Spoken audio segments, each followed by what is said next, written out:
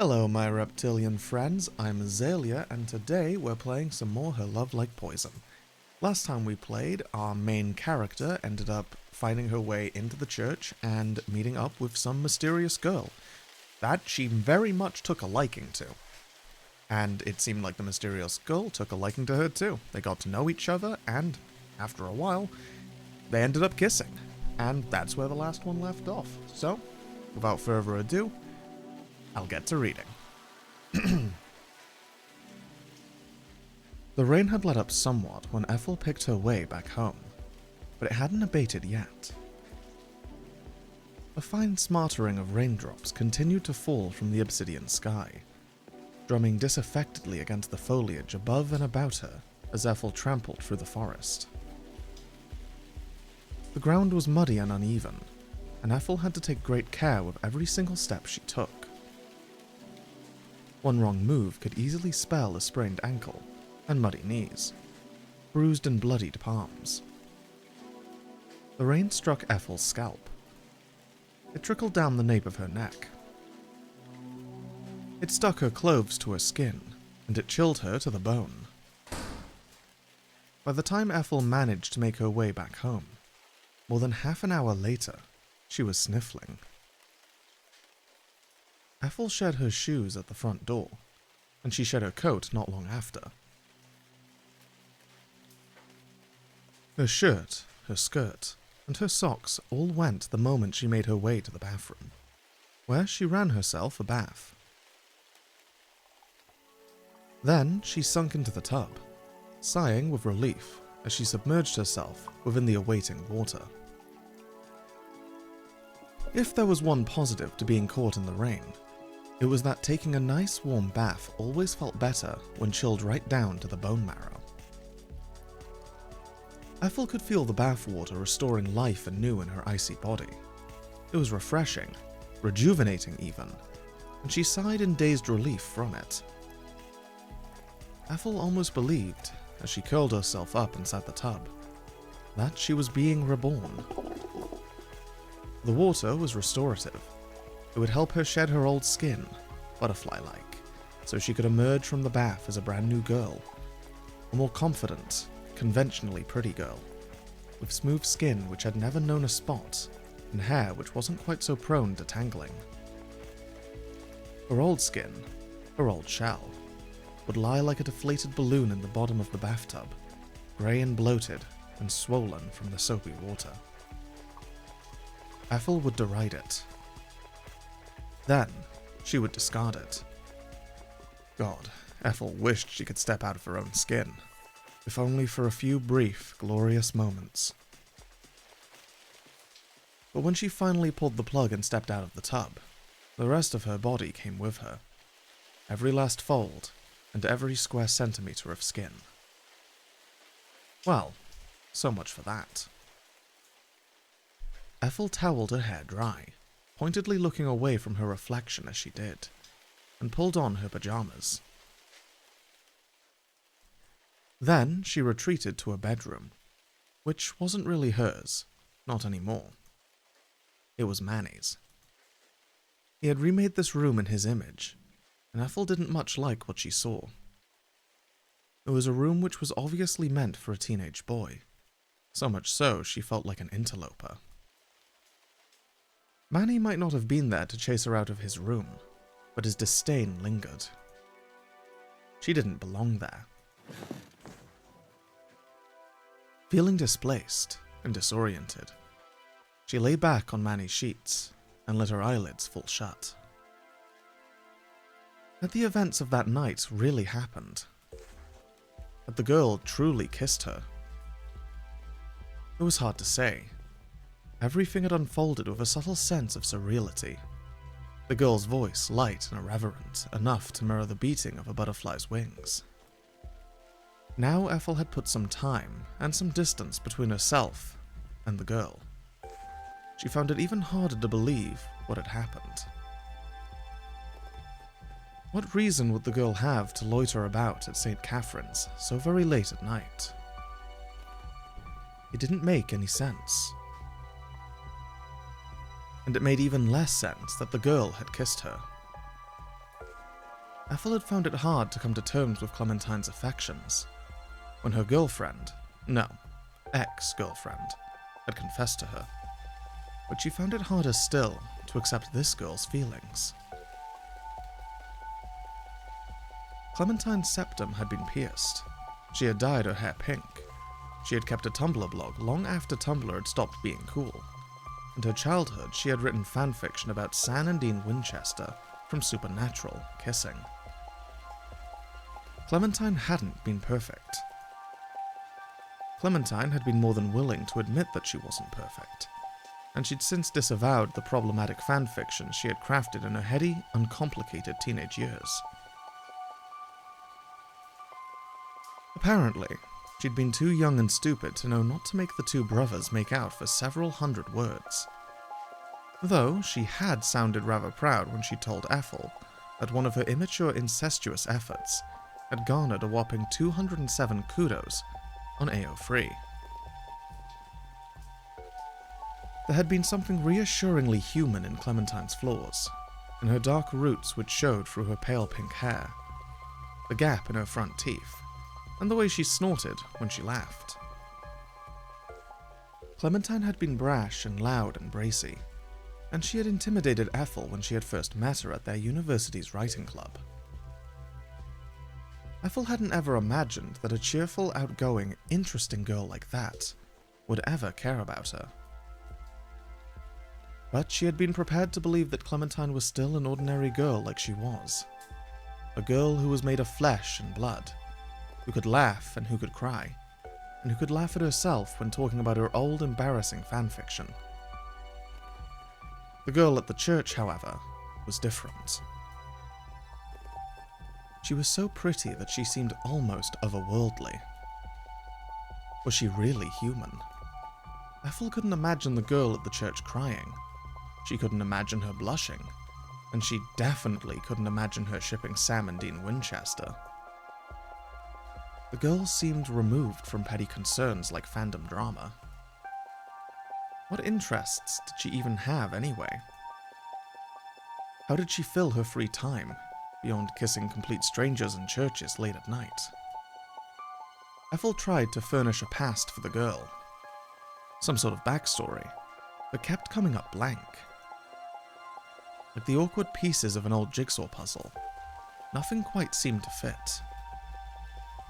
The girl was an enigma, just like the woman from the famous Byron poem that literature professors still talked of 2 centuries later. She walks in beauty like the night. Who was she, though? Where was she going? And what was she thinking? Perhaps she wasn't going anywhere, or thinking anything. The woman who walked in beauty never managed to arrive at her destination. How could she, when she didn't have one? Beautiful people didn't need to do, they only needed to be. Ethel was unsure, however, if the girl really was. She didn't feel real. None of that night had felt real. Ethel, meanwhile, felt far too real for comfort. Her hair was still wet from her bath. She hadn't dried it thoroughly enough, and it was soaking the sheets. It felt like there was a damp towel pressed against the nape of her neck, and it made her squirm.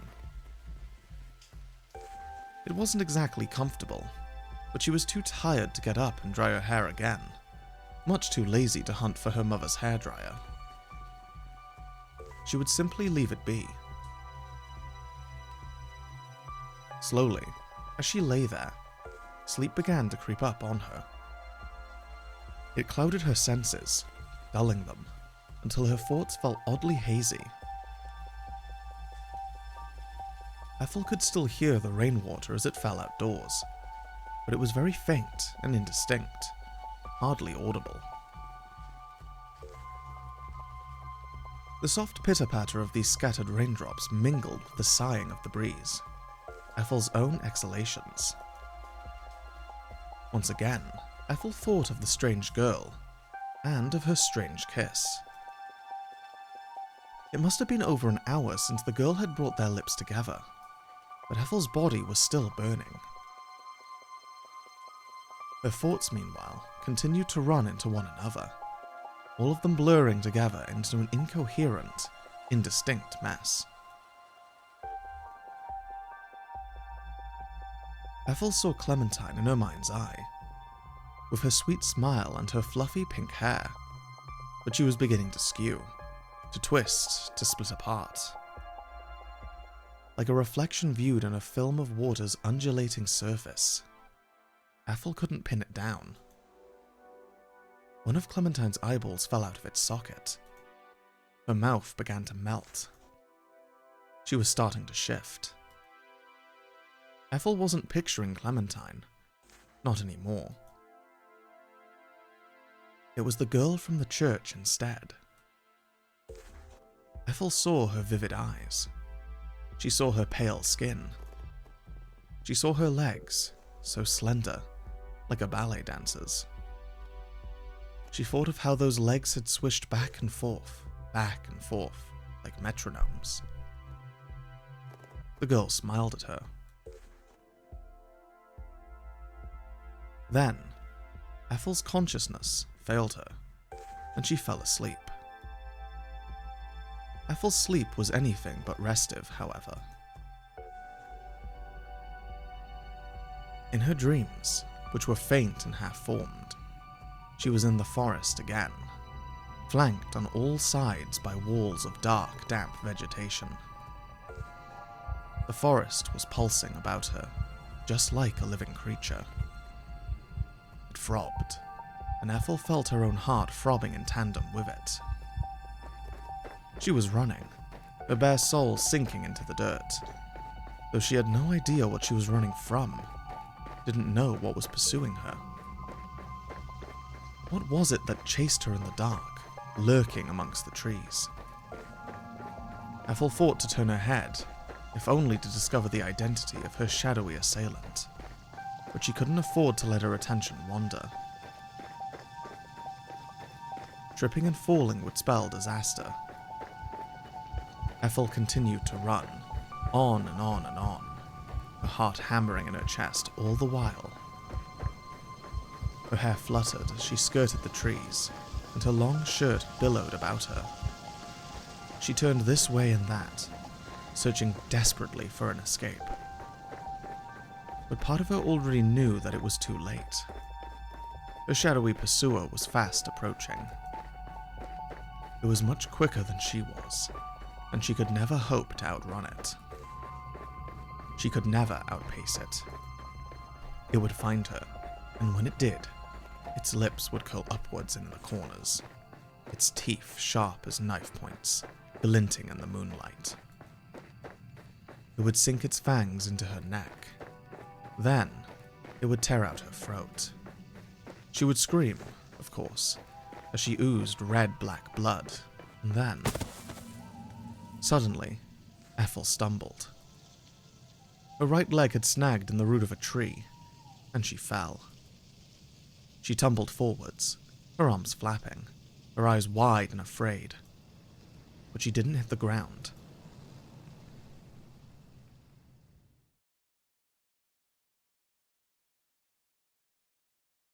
Instead, she woke up, tangled amongst her sheets like a fish in a net, gasping for air.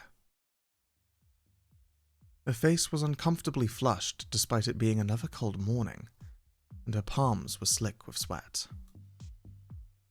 There was an unpleasant taste in the back of her mouth, like mold or decay, and her tongue felt oddly furry. Had she forgotten to brush her teeth last night? Ethel tried to cast her mind back, but she couldn't. Her mind felt like it had been scrubbed clean, her thoughts a vague, hazy blur. The back of her head hurt. Her limbs were aching as though she really had been dashing through the woods in a desperate bid for her life.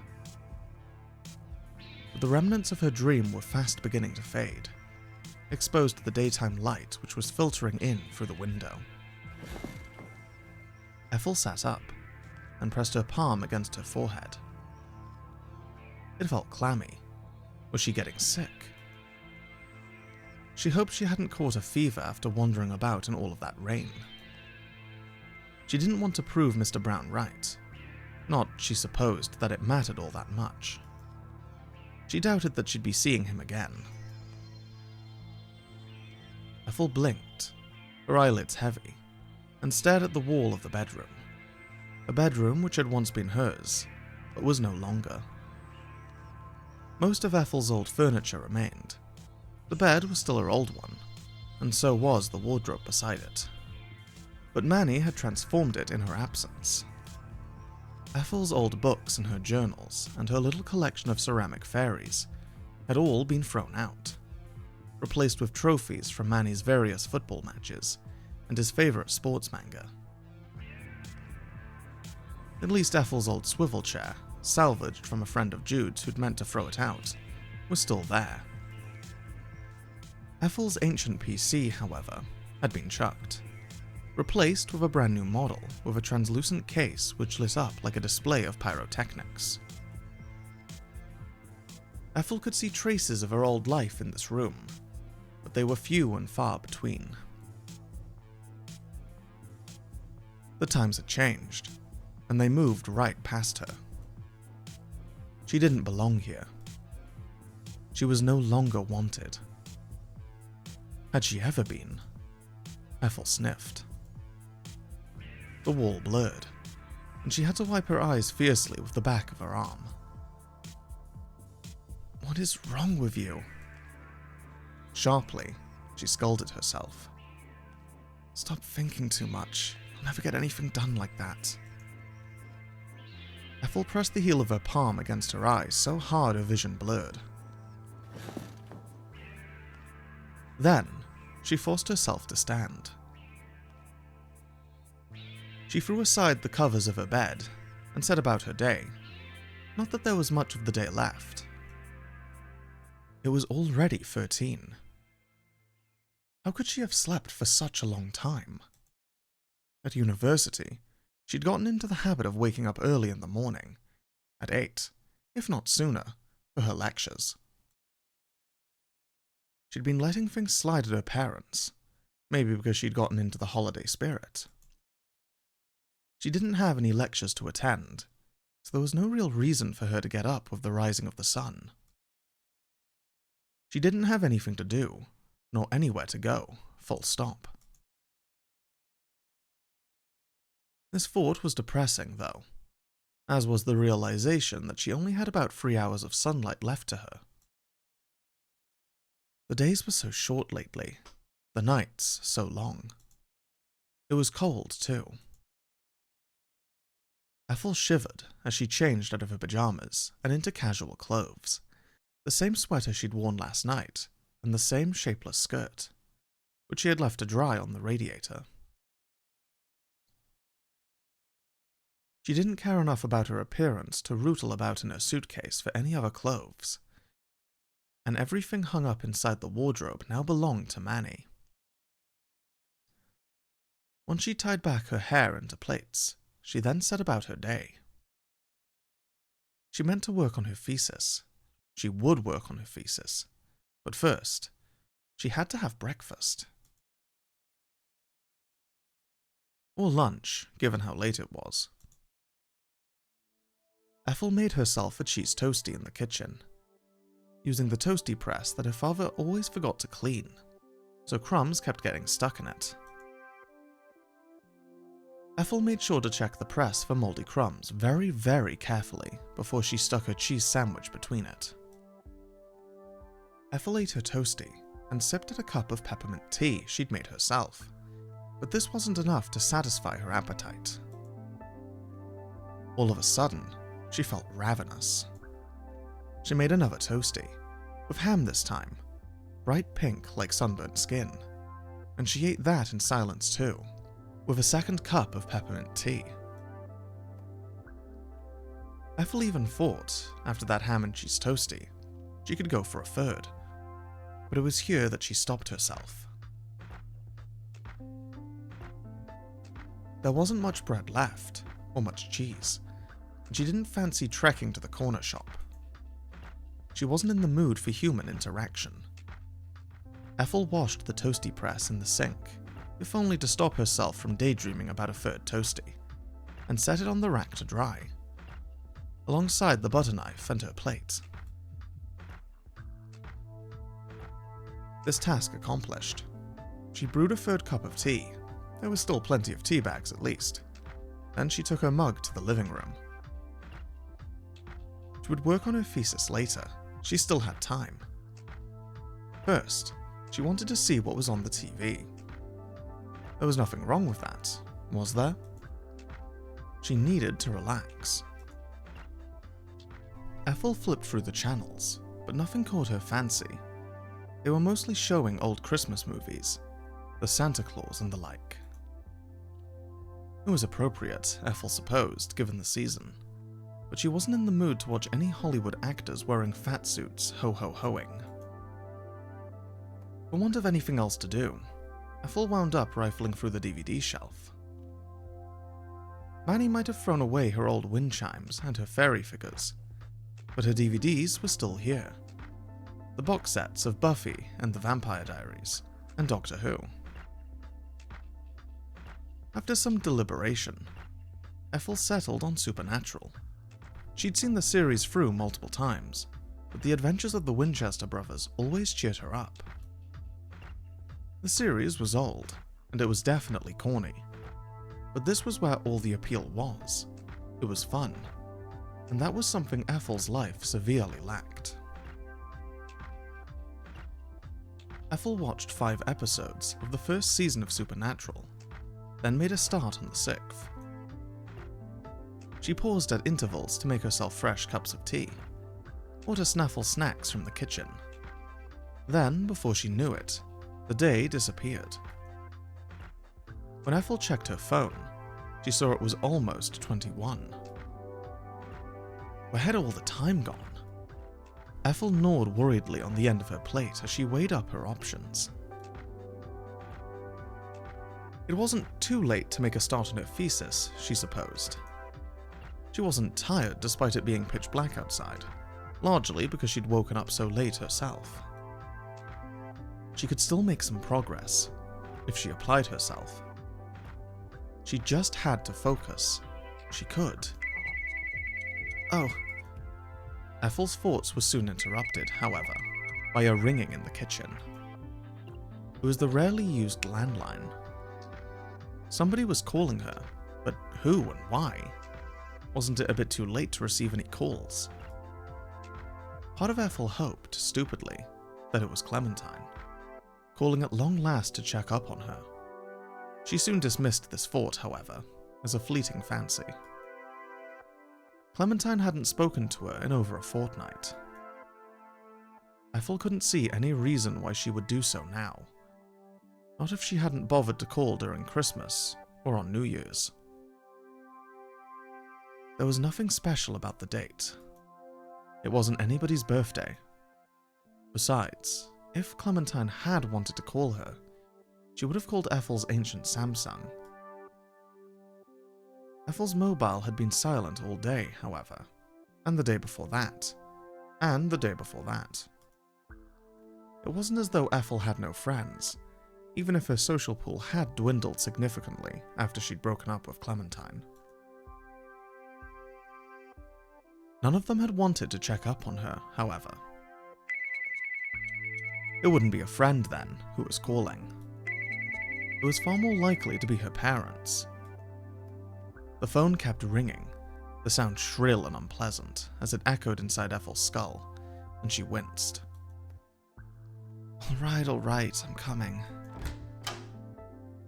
Ethel got to her feet and shuffled her unenthusiastic way into the kitchen. Then she removed the phone, a bulky, boxy thing, from its cradle, and held it to her ear. Hello, this is... Oh, hello there, honey. I'm glad I finally got through to you. It took a minute. I was worried I was having trouble with the connection. I texted you a couple of times, but you didn't reply. I was starting to wonder about you all alone in the house. How have you been? Are you hanging in there? Everything's okay, isn't it? Ethel took a step back, unnerved by the sudden deluge of words from the other end of the line. She wasn't sure how to answer this. How had she been hanging in there, metaphorically speaking? She was still alive, at least, but she didn't necessarily feel it. Her sleep schedule had been so shot, she still felt half awake. Or maybe that should have been half asleep. There was a pause, and then... "I'm fine, I guess." "That's great, Effie. I'm glad things are going well." "And what time is it over there? It's 8 here, and we've only just woken up. We'll be on our way down to Brekkie soon." That was very like Lauren. She had a way of infantilizing her own speech, breaking down words like one might when talking to a baby, regardless of whom she was interacting with. Ethel did wonder sometimes, when she was feeling especially cynical, if this was a habit Lauren had picked up from TikTok, in her attempts to make her videos suitably inoffensive and toothless. But Lauren had always been like this, long before becoming a micro-influencer. She had embarrassed Ethel plenty during her school's parent evenings, when Lauren would, without any trace of irony, ask whether her then teenage daughter had been a good girlie who'd not been up to any mischief. "But I'm waiting for Manny. You know what he's like in the mornings, he's awful for it." "Oh, yes, I know." Ethel knew this only too well. She'd been on the receiving end of Manny's sour stares more times than she could count over the last couple of years, when she'd come back to her parents from university. Manny had been sweet enough when he'd been a child. Ethel could still remember the ways he'd clung to her, begging her to play with him. But he'd undergone a drastic transformation once puberty had hit him. His skin hadn't turned green, and he'd not sprouted any antennae, but he had become Shirley. So much so, Ethel sometimes wondered whether her parents shouldn't have called him Moody instead. Manny had also become something of a night owl. It wasn't uncommon for him to stay up until the early hours, gaming. He would commandeer Rowan's old laptop when Ethel was at home and he could no longer access his fancy PC, but he said it was too old to run his favorite games properly, that it stuttered and lagged. Being parted from his gaming PC always put Manny in a bad mood, and when he lost a match on Rowan's laptop, his cries of disappointment would filter through the thin walls of the house. It looked like Manny was up to his old tricks even in Australia, but maybe the jet lag could be a contributing factor to his inability to wake up.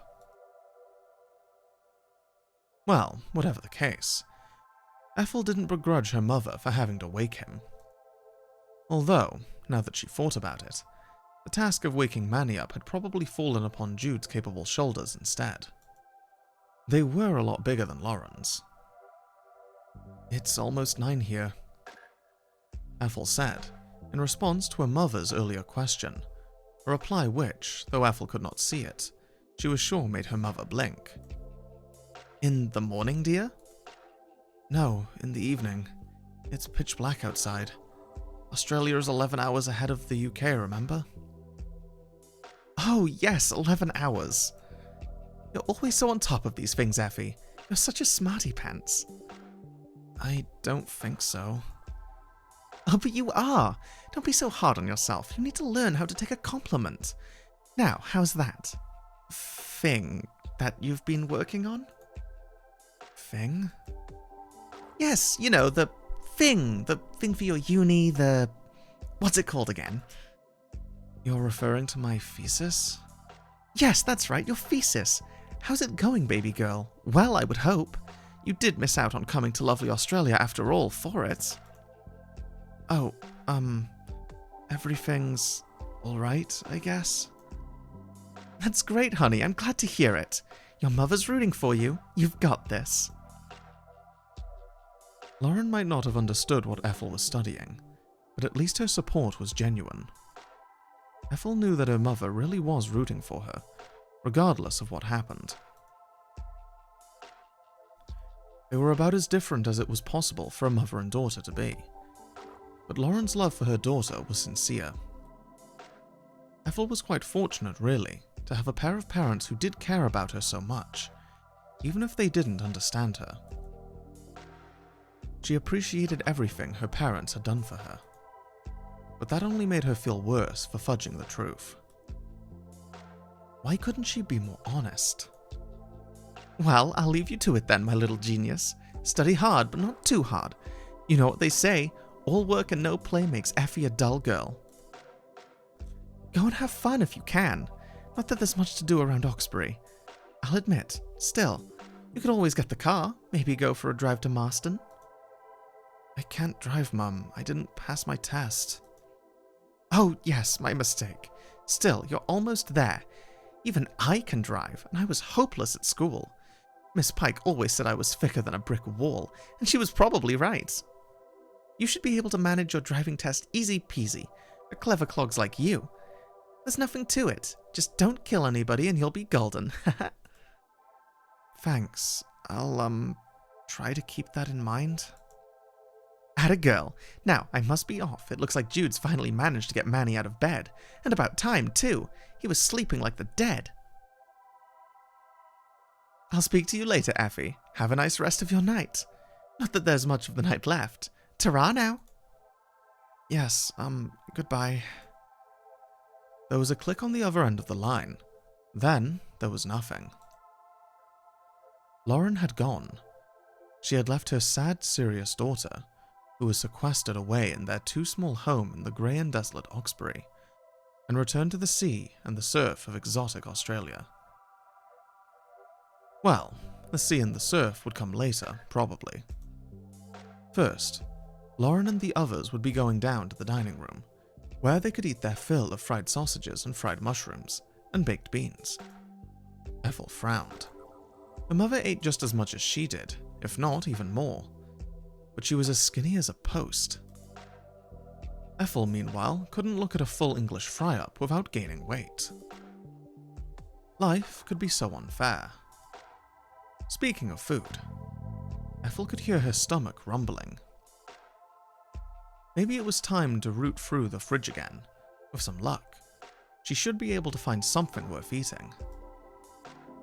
Ethel commenced her search, and was soon rewarded with some spoils which looked promising. At the back of the fridge, covered with a taut layer of cling film, was a shallow baking tray full of her mother's cherry pie. Lauren wasn't the best cook. She tended to wing things, and her culinary creations always ended up overcooked or underdone as a result. But she was a surprisingly decent baker. Lauren's grandmother, Ethel's great-grandmother, whose name she had inherited, had taught Lauren the arcane art when she was younger, and Lauren had always been very close to her granny. Lauren had taken her granny's recipes to heart. She had practiced and perfected them for birthday parties, village fete, and the charity sales, until her brownies and blondies and chocolate chip cookies became the talk of all the mothers in Oxbury Primary. Lauren had stopped baking quite so much once Manny had grown up, but she still liked to dabble from time to time. That was where this cherry pie, sitting on the bottommost shelf of the fridge, had come from. Lauren had been anxious the night before her flight. She was afraid of heights, and terrified of planes, and she hadn't been able to sleep. Not knowing what else to do with herself, she'd gone downstairs at 2 a.m, wearing her favourite pink nightgown, which made her look a bit like a stuck-up poodle from Oliver and Company, and she'd begun to bake. When Ethel herself had awoken later, much later at 1 p.m, her parents and her brothers had already left for Luton Airport.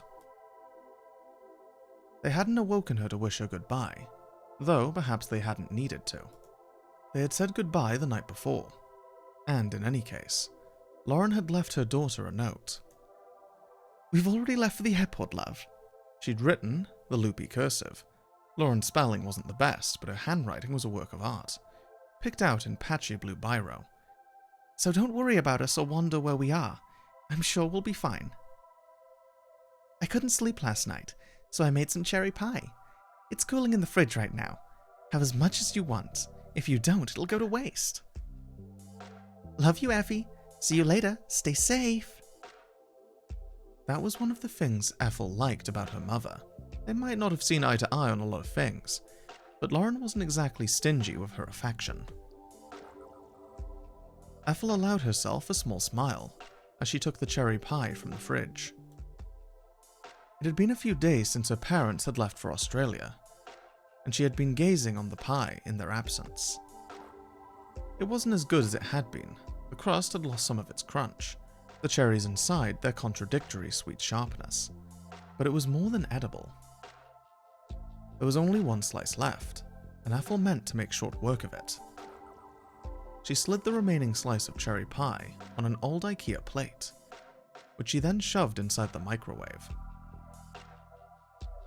She let the pie rotate in the microwave for a couple of minutes before drawing it out.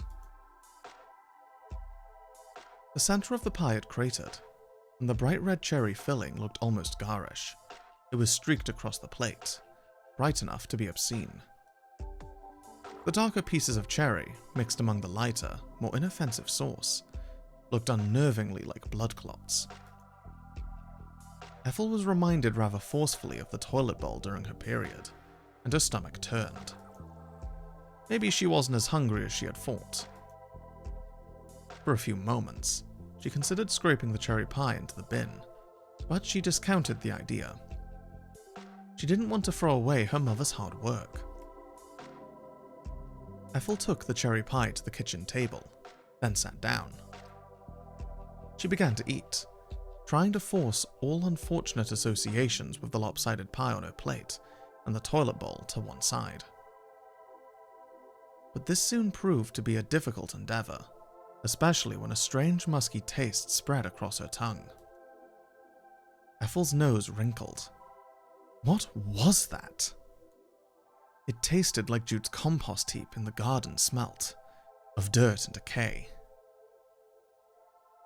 Ethel had sampled her mother's cherry pie numerous times in the past, even the less than perfect pies which had burned on the bottom, but it had never tasted quite like this. Ethel swallowed her mouthful of pie as best she could. Then she examined it. It looked normal at a cursory glance, but a quick excavation of its underside, with the tines of a fork, revealed something rather alarming. The crust which encased the pie, once a uniform gold, had endured a troubling transformation process. The pie crust was flecked with discolored patches, ghostly white and, more worrying, a sickly lichen-like green. Was that mold? Ethel's stomach, which had felt uneasy ever since awaking, lurched. She felt like she was going to be sick, but she didn't want to be. Just like some people felt faint at the sight of blood, Ethel couldn't stand the sight of vomit, a fact which hadn't made her very popular at Madeline Dawes' 6th birthday party. Madeline had forced them all to play a game, overseen by her mother, where the participants had to stuff as many marshmallows into their mouths without gagging. One girl, Naomi, had managed a whopping 21 marshmallows before her gag reflex had kicked in. She had thrown up, a horrible pastel pink semi-fixed sludge which had oozed, not trickled, down her chin and onto her frock. Naomi's vomit had smelt awfully acidic, but it had been sickeningly, cloyingly sweet at the same token. Her vomit semi-solid and full of pillowy, pastel chunks of marshmallow. It had been the smell of it, more than the sight of it, which had turned Ethel's stomach. The innards had twisted like kneaded dough. Then, in sympathy for Naomi, she had also vomited. This had triggered a chain reaction, and by the end of Madeline's party, 4 children had emptied the contents of their stomach all over Mrs. Dawes' newly installed Siberian white carpet. Ethel hadn't been invited to Madeline's house again, though Naomi had. Ethel had always found that unfair. Naomi had been the one who had thrown up first, but maybe it didn't matter who'd done it first. It mattered that Ethel had, because she had only been there under duress. A pity invitation sent by Madeline's mother, because she knew Ethel didn't have any real friends at Oxbury Primary. Madeline's mother had stopped pitying her after that great vomiting incident, however. This memory brought a fresh flush of shame to Ethel's face. She swallowed the bile which was rising in her throat, thick and fast, and pushed the mouldy cherry pie to one side. Then she leaned back in her chair, pressing her hands to her cheeks, trying to force herself to breathe. What was she supposed to do with the rest of her time? She supposed she could always play the violin, but the thought didn't fill her with much excitement. She couldn't see the point in playing if it did not make her happy, but that was where the problem lay. Nothing had been making Ethel happy as of late. When she thought about what she wanted to do, all she could see was a void, blank and empty. Ethel continued to sit there, the nape of her neck pressed up uncomfortably against the back of the chair, her cheeks sticky from cherry pie. She was sure, though she couldn't see herself, that she must have looked like an awful mess. But the girl yesterday, in the church, had been nice to her, nicer than she probably deserved. She'd called her pretty. Then she'd kissed her. The thought of this kiss surfaced to the forefront of Ethel's mind. Then she flushed. Maybe she would go and see the girl. It wasn't as though she hadn't anything else to do. Ethel rose from the dining room table and padded over to the front door. Once there, she put on her shoes, which were old and worn, like all of her clothes, the insides worn away from rubbing against Ethel's soles. They felt a little too snug around her feet. Perhaps she ought to buy a new pair, but Ethel endured it. The physical discomfort was a worthwhile trade-off for the reassuring familiar fit of them. Dressed and ready to weather the great outdoors, Ethel retrieved her father's torch from his toolbox once more, where it slumbered in the dark alongside his other tools, his screwdrivers, Allen keys, and other bits and pieces Ethel couldn't name. Now armed, and feeling a little like a discount knight from an old fairy tale, Ethel then left the house. Ethel closed the door behind her with a thud, and fumbled with the keys for a few moments. She tried to jam them rather futilely into the lock, before she realized she was trying to use the back door key instead. Ethel's face flushed at this folly, though there was nobody around to tease her for it. She didn't come back home very often, and she got simple things like this mixed up sometimes. After locking the door, she then set off into the night, the rickety gate fencing the family's house creaking beneath her fingertips as she pushed it open.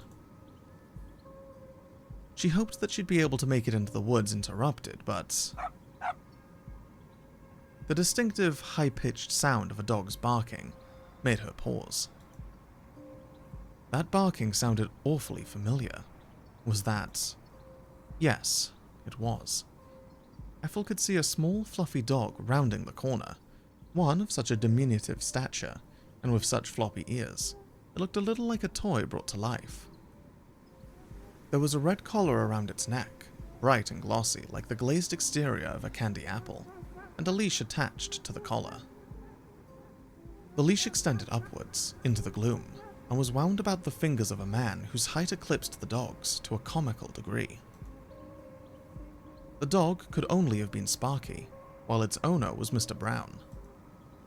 Ethel hung back, feeling shy and stupid, half hoping that Mr. Brown hadn't seen her. She didn't want to get involved in any conversations. Part of her hoped that, by sliding into the shadows, he might walk past her, but, to her disappointment. Well, well, now this is a coincidence. I didn't expect I'd be seeing you twice, not 2 days running.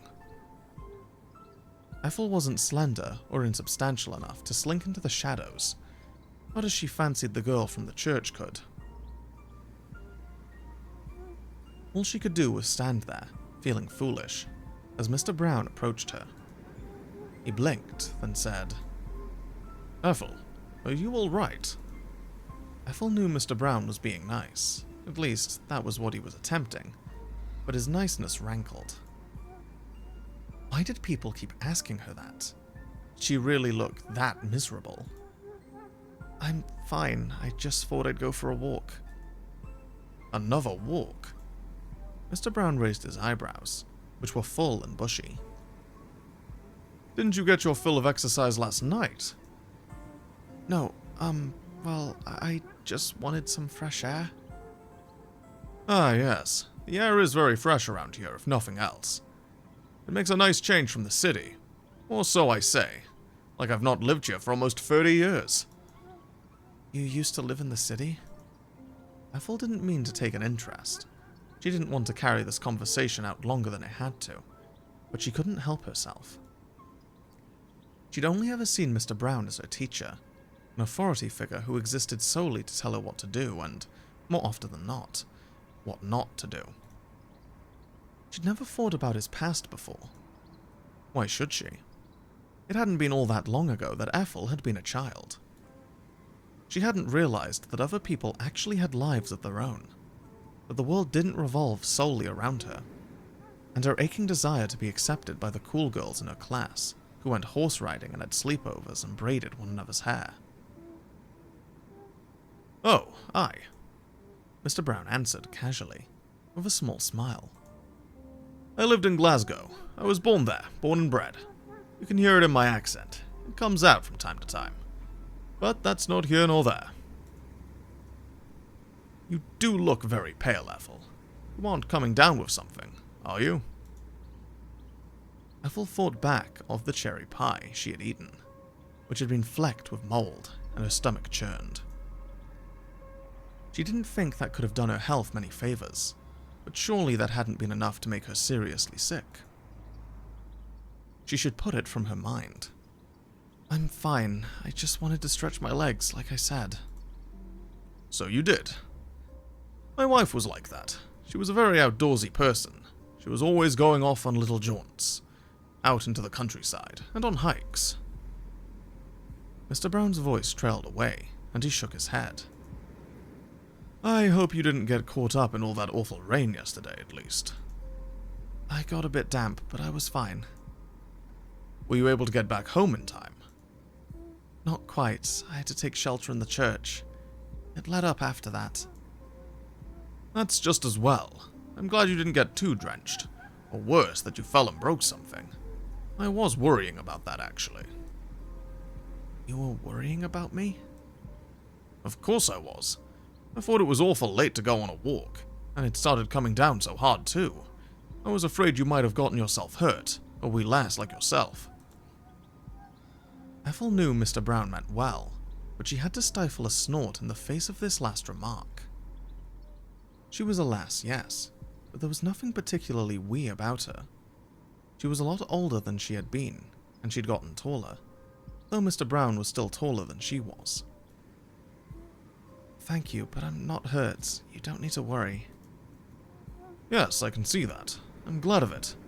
It's clear you know how to look after yourself. Yes, well, Ethel thought. I am 21. I'm not a child. I'll try to stop hectoring. I'm not your father, and I'm not your teacher anymore either. It's not my place to fuss, it's just force of habit, I guess.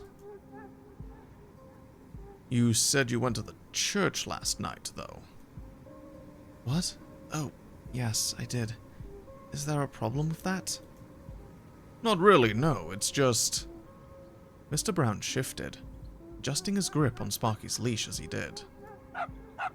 His dog yipped in response and nuzzled his nose against Mr. Brown's trouser leg.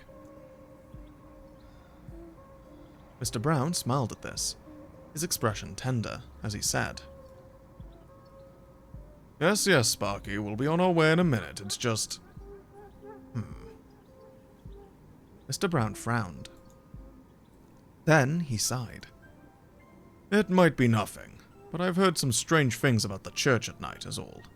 And the forest, too, come to think of it. Strange things? Aye, that's right. I've never seen anything myself. I don't go into the woods after dark, but some of my friends from the running club, they've said... Well, it sounds like a lot of silly superstitions, really. I don't know if I'd put too much stock in it, but they said there've been some odd goings-on by the church in the early hours. Such as? Oh, you know, it's all the usual stuff. They said they heard noises, I suppose. Strange whispers and the like. I was skeptical myself. I thought it must have been down to some small animals, rabbits or the like. But they were rather insistent that something's going on in the forest. I can't say I've ever heard anything out of the ordinary myself. But like I said, I don't go there at night. It seems like a trip to the emergency room waiting to happen. What with how uneven the ground is, especially during the winter. It's not safe, but not because of any bugbears or ghouls and goblins, and what have you. And there is that Delaney girl. Well, of course, how could Ethel forget about her? She'd never met the girl, yet she'd hung around Oxbury like a ghost.